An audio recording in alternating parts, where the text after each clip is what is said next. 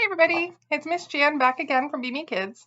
I hope you're all doing well and getting adjusted to your current learning situation, whether you're at home or at daycare or working along on your own or maybe with some help. And I'm really looking forward to being able to see everybody when it's safe to do so and being back in person. I hope that you watched the video last week about popping our negative self-talks and were able to get the little packages of games and activities and worksheets that we sent. I know they're not always as fun as the stuff we get to do in class, but we're trying to stay connected as best we can until we can see you again. But if you watched the video last week, we were talking about positive and negative self-talk and how we need to pop those negative thoughts when they come in. And we had some friends that we introduced you to. I think we called them Grumpy and Happy. And when Grumpy pops in and says something negative like, I can't do that, well, you're going to pop the self-talk and change it into something positive. So instead of I can't do that, I can definitely do that, or I can try.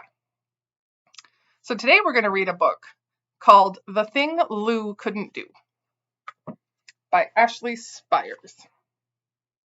And it's about a little girl who couldn't do something. And let's see what happens. The Thing Lou Couldn't Do.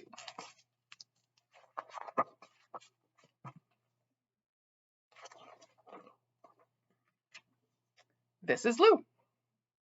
Lou and her friends are brave adventurers. They run faster than airplanes. They build mighty fortresses. They rescue wild animals. Lou is pretty sure she is going to be a deep sea diver when she grows up. What do you want to be when you grow up? I know everybody asks you that, but you ever thought about it?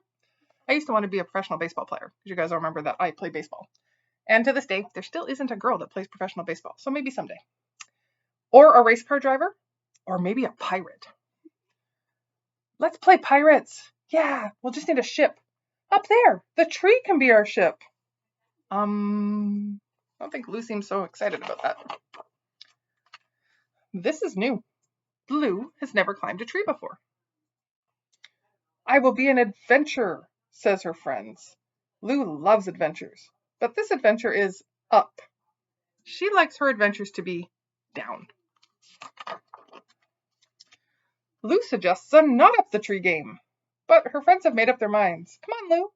Last one up has to walk the plank. She'll be there in a minute. She just needs to change her shoes first. In Captain Lou Skullbuckle's opinion, the couch makes a fantastic pirate ship, but Mum disagrees. It's a beautiful day. Go play with your friends. Fine. But her first mate is coming too. I don't know if you guys can see in the picture. Her first mate's a cat. Ahoy, land ho! Arr, mateys. They're still up there. Come up, ye landlubber. Lou tells them that her arm is sore. And anyway, the cat needs a walk. Also, she read once that you shouldn't climb so soon after eating. There are so many reasons not to try.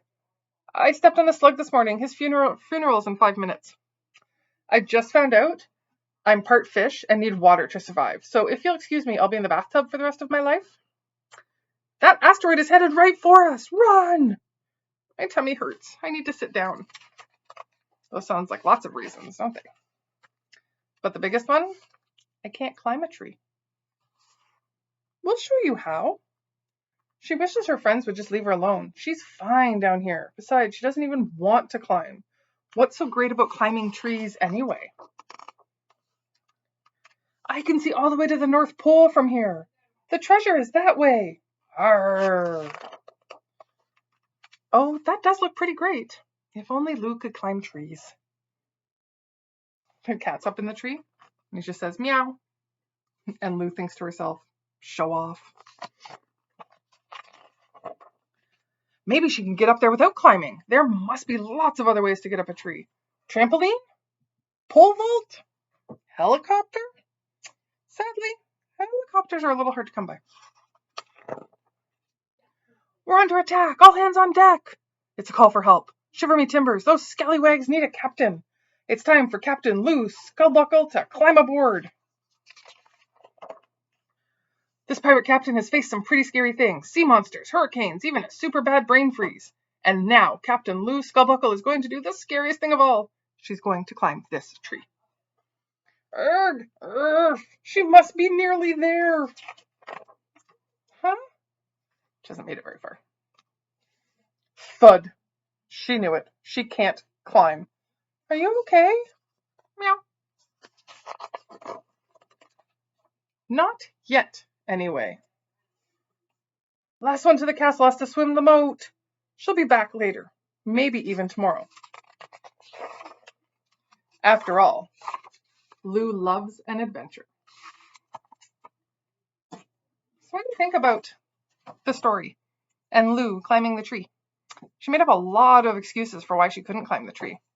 Do you think it's that she just didn't know how? Maybe she was scared? I'm terrified of heights. I think we've talked about that when I've been there, which is really funny because I'm tall. But the thought of being up high, not exciting for me. I'm not sure that I would be excited about climbing a tree.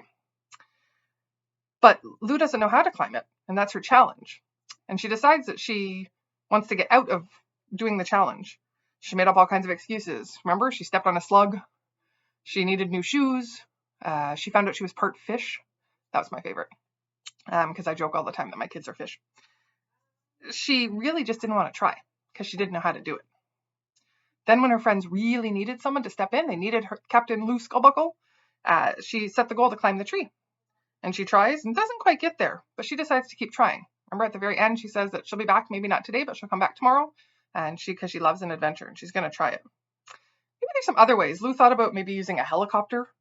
That doesn't work so good unless you have a helicopter in your backyard, and I don't know too many people that do. She thought maybe she could use a trampoline. That one doesn't seem really safe, so the mum in me doesn't like that one. But maybe there's some other ideas. What do you guys think Lou could have done? Maybe, I'm going to find all my friends here. So here's our tree, and here's Lou. She's really small, so I'm pretty sure you can't see her, but there's Lou. So she's looking at the tree thinking, how am I going to get up there? So she thought about a trampoline, boing, boing, right, or a helicopter. But how would she get out of the helicopter? That one doesn't work. The best thing about figuring out your goal is she knew she wanted to climb the tree. She just had to figure out how to get there. So maybe she could have used a ladder, right? So there's our ladder. Maybe Lou can climb up the ladder and get up with her friends. Maybe. Or maybe one of her friends had a swing that they could drop down. Maybe there was a swing on the tree. Oh, my swing is bigger than my tree, but I'm going to figure it out. And maybe they could have pulled her up. That might have worked. But she's not giving up, right? That was the most important part of the story. She's not giving up. She's going to come back. You might find that there's times where you have a goal or you have something that's a challenge. So maybe it's not climbing a tree. Maybe you're a great tree climber. Maybe you're like a monkey and you're perfectly fine climbing a tree. But maybe doing school from home is a challenge, right? It's nobody's favorite, I don't think. I know there's lots of stuff to do at home. That might be fun, but it's just not the same. So maybe there's lots of distractions at home. Maybe your brothers and sisters are bugging you. Maybe there's video games and toys and watching TV that are calling to you, so it's hard to concentrate on the school stuff.